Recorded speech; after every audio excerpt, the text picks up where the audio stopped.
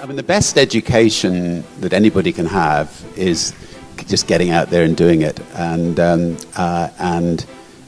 you learn, just by getting your hands dirty, by trying something, you'll learn everything there is to run a business. And if you can run one business, you can run any business. You just got to make sure you find the right people to head them up and run them.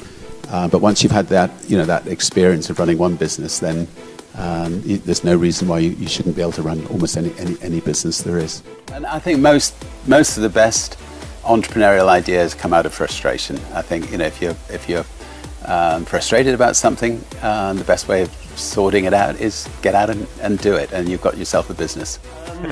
No, I mean, I think I learned early on that if you can run one company, you can really run any companies. I mean, companies all about finding the right people and inspiring those people, drawing out the best in people, and I just love learning, and I'm incredibly inquisitive, and I love taking on the status quo and trying to turn it upside down. So I've seen life as one long learning process, and if I see, if I fly on somebody else's airline and find the experience is not a pleasant one, which it wasn't 21 years ago, then I think, well, maybe I can create the kind of airline that I'd like to fly on, and so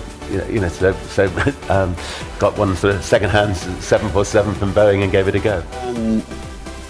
I think I haven't ever had one mentor, but I think what I have learned is if you're a good leader, you just got to be a great listener, and you just got to get out there and be asking questions, listening, learning, writing things down, and absorbing knowledge all the time, and everyone's got something to teach you.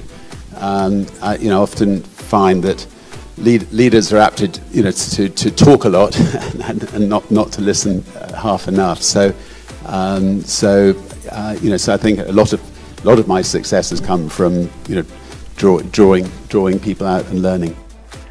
I don't actually think that the stereotype of a business person treading all over people to get to the top, generally speaking, works. I think if you treat people well, people will come back and come back for more. And I think all you have in life is your reputation, and it's a very small world. And I actually think that the best way of becoming a successful business leader is dealing with people fairly and well, and like to think that's how we run Virgin. But I think those people who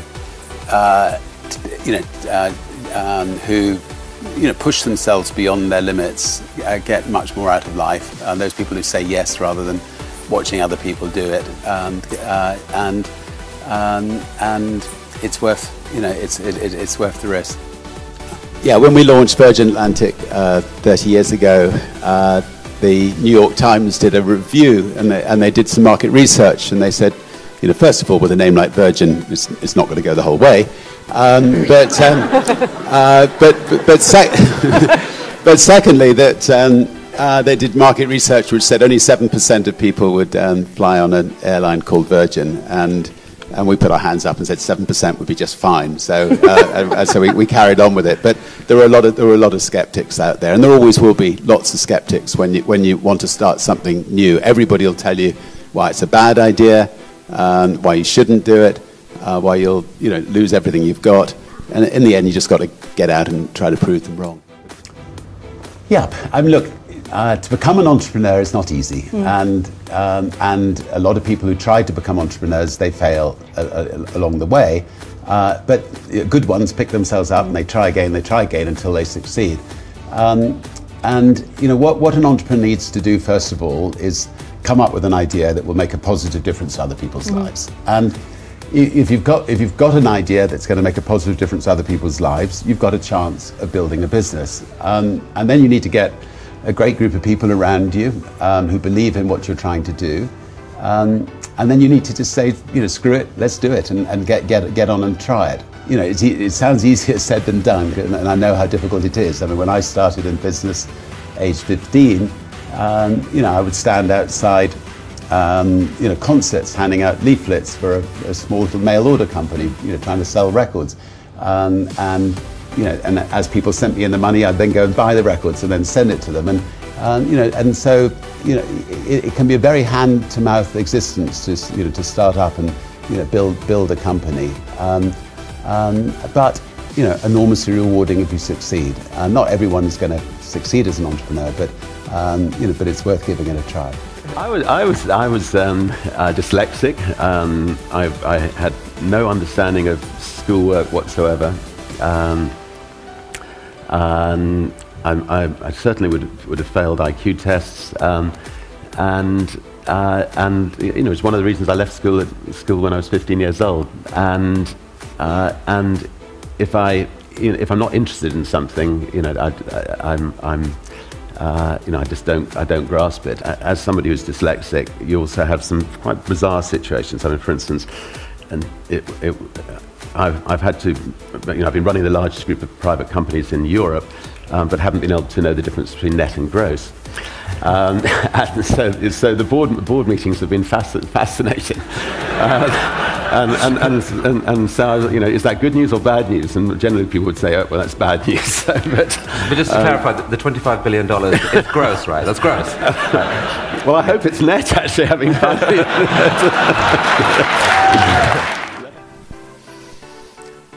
Yeah, I think I've had the confidence. It may have been, it may potentially have been misplaced, but I think you've got to have that confidence.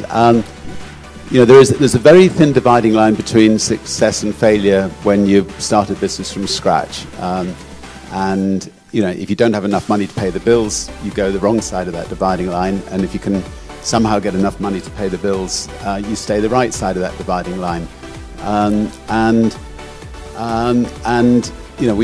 always been running faster than perhaps I should, and I have great difficulty saying no to things. So keep on taking on new things, and